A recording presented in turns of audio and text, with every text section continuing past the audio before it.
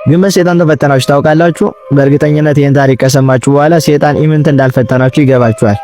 በነገራችን ላይ ፈተና የሚመጣው ከሶስት ወገን ነው። አንደኛ ከራሳችን ፍላጎት አድርግና አታድርግ ከሚሉት ከነፍስና ከስጋ ጦርነት ሲሆን፣ ሁለተኛ ደግሞ ሰይጣን ዓለምን ተጠቅሞ በዓለም ይፈትነናል። ሶስተኛው ራሱ በአካል እየተገለጠ ብዙ ነገሮችን እየተመሰለ መጥቶ ይፈትነናል።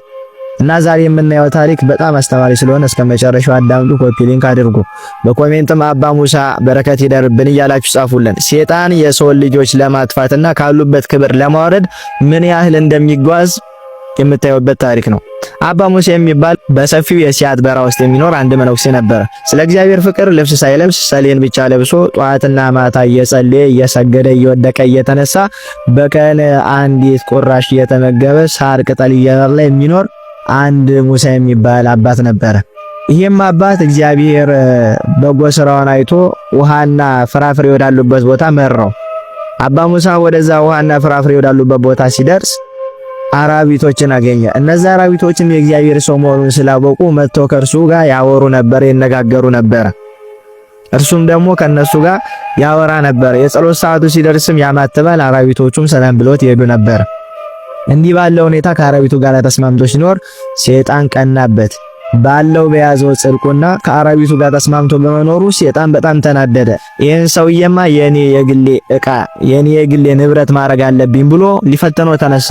ከዕለታት በአንድ ቀንም ሰይጣን በሽማግሌ መነኩሴ ተመስሎ ጽሙ በጣም ነጭና ረዥም የሆነ መላጣ እንዲሁም ደግሞ ቁርበት የለበሰ መነኩሴ መስሎ ወደ እርሱ መጣ።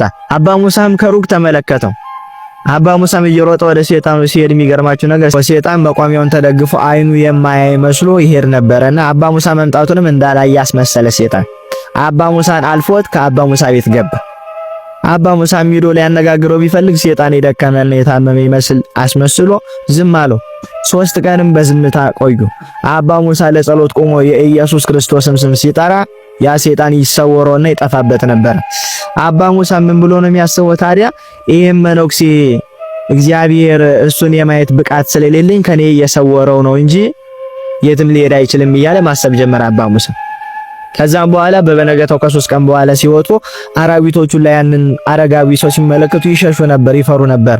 አባ ሙሳም ተደንቆ ዝም ብሎ ያልፍ ነበርና በሶስተኛው ቀንም ሰይጣን እንዲህ ብሎ ተናገረው። እግዚአብሔር የመረጠ ልጄ ወይ 3 ቀን ሙሉ አናገርከኝ፣ ከኔ ምንድነው የምፈልገው ብሎ ጠየቀው ሰይጣን። አባ ሙሳም ምን ብሎ ጠየቀው? አንተ በዚህ በረሃ ብዙ ዓመት ይኖርክ ይመስለኛል። 3 ቀንም ከኔ ጋር አሳልፈሃል። እስካሁን ጸሎት ስታደርግም አላየውም። ካንተ ምማሮና ማደርገው ስርዓት ካለ አስተምረኝ አባቴ አለው አባ ሙሳ ለሰይጣን። በዛን ጊዜ ሰይጣን የኔን ታሪክ እንድነግር መጀመሪያ አንተን ታሪክ ንገረኝ አለው። አባ ሙሳም በኔ በዚህ ሀገር የምኖር ሰው ነበርኩ። በ13 ዓመቴ ወደ በረሃ መጣሁ።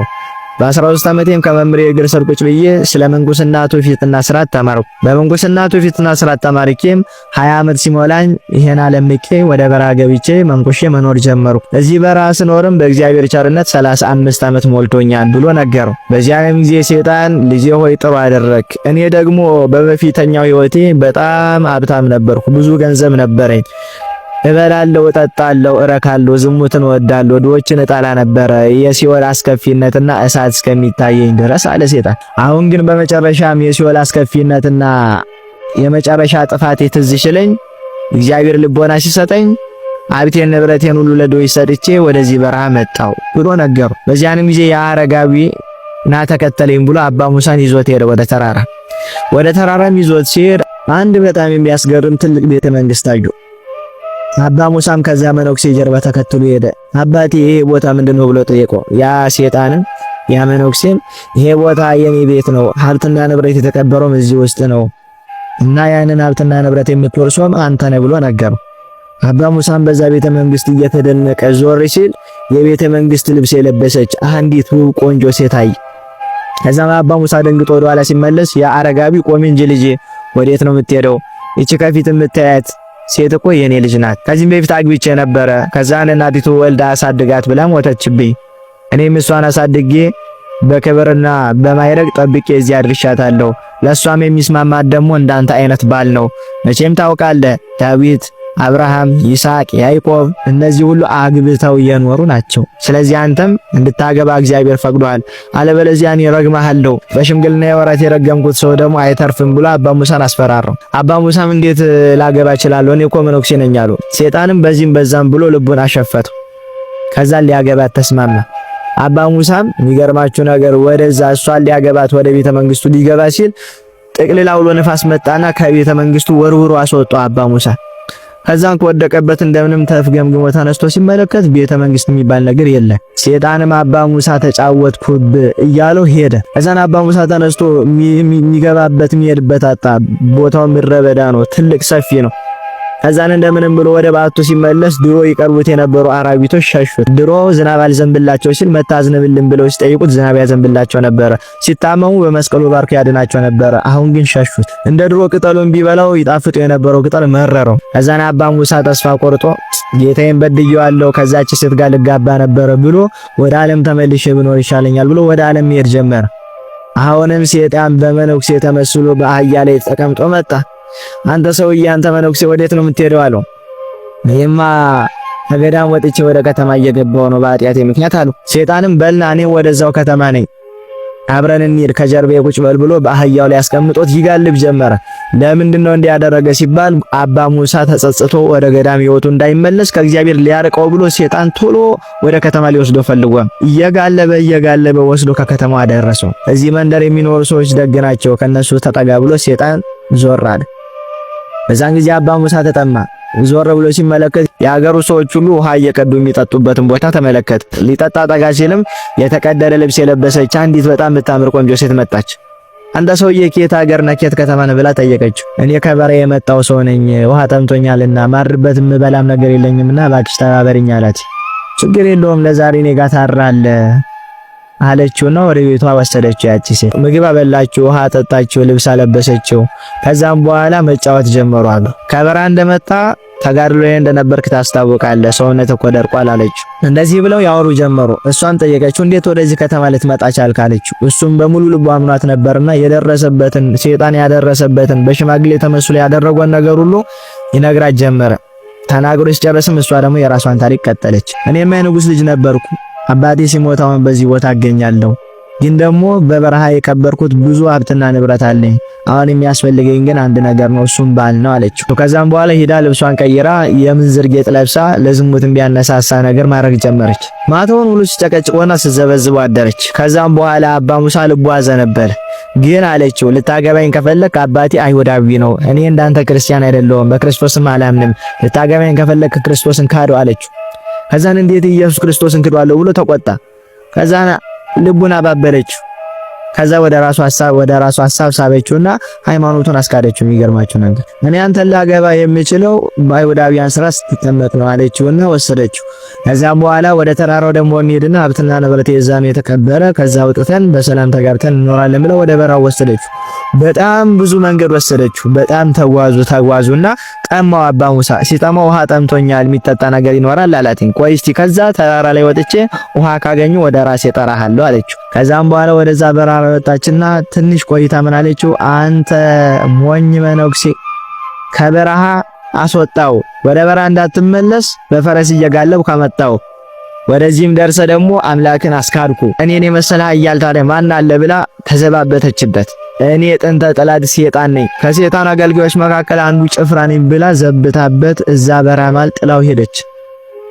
ዞር ሲል የሚበላ የሚጠጣ ነገር የለም፣ የሚመለስበት መንገድ እንኳ የለም። ምድር ጨነቀችው፣ ምድር ጠበበችው፣ ሰማዩ ተደፋበት። አባ ሙሳ የሚገባበት አጣ። እንደ ኢዮብ የተወለደበትን ቀን ሁሉ ረገመው። ወደ እግዚአብሔር መሬት ላይ እየተንከባለለ እባክህ ይቅር በለኝ አምላኬ ኢየሱስ ክርስቶስ ይማረኝ ይቅር በለኝ እያለ ደረቱን እየደቃ ማልቀስ ጀመረ። ከዛን እግዚአብሔር ቸርኖና ንስሐ ገብቶ ይቅር በለኝ ስላለው ከሰማይ ለቅሶን ተመለከተ። ለቅሶን ከተመለከተ በኋላ መልአኩን ላከለት። እግዚአብሔር መልአኩን ወደ እርሱ መጥቶ እግዚአብሔር ለቅሶንና ንስሐን ተቀብሎልሃል፣ አሁንም አባ ሳሙኤል የሚባል አንድ መነኩሴ ይልክልሃልና ትንሽ ጠብቀው ብሎት አረጋግቶት ሄደ። ከ3 ቀን በኋላም ታርፋለህ ብሎት አረጋግቶት ሄደ። ከዛም በኋላ አባ ሙሳ ቀና ብሎ ሲመለከት አንድ መነኩሴ ወደሱ ሲመጣ አየው።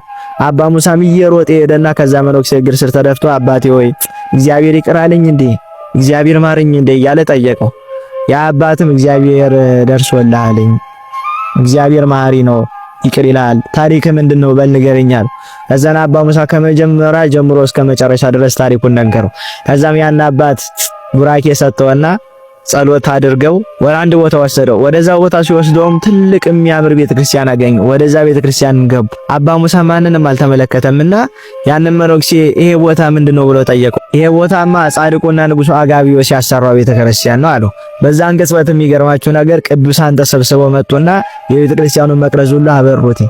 እዛን ልብሰ ተክህኗቸውን ለብሶ አባ ሳሙኤል ቅዳሴውን እየመራ ቅዳሴ ቀደሱ። ከዛም በኋላ አባ ሙሳን አቆረቡት። ወጣና ከቁርባኑ በኋላ አባቴ ይሄ ቦታ አሁን የት ነው የሚገኘው ብሎ ጠየቀው። አባ ሳሙኤልን አንተ ከነበርክበት ቦታ 10 ምዕራፍ ያህል ነው የሚርቀው፣ ቅርብ ነው ያለ።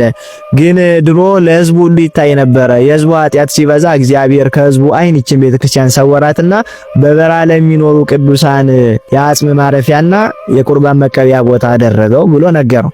ከዛም በኋላ እባክህ የቅዱሳኑ አጽም ያረፈበትን ቦታ አሳየኝ አለው አባ ሙሳ። አባ ሳሙኤልን እየመራ ወስዶ ቅዱሳኑ ያረፉበትን መቃብራቸውን አሳየው።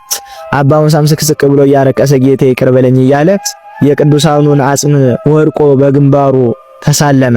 ከዛን ጌታ ይቅር በለኝ እያለ አለቀሰ።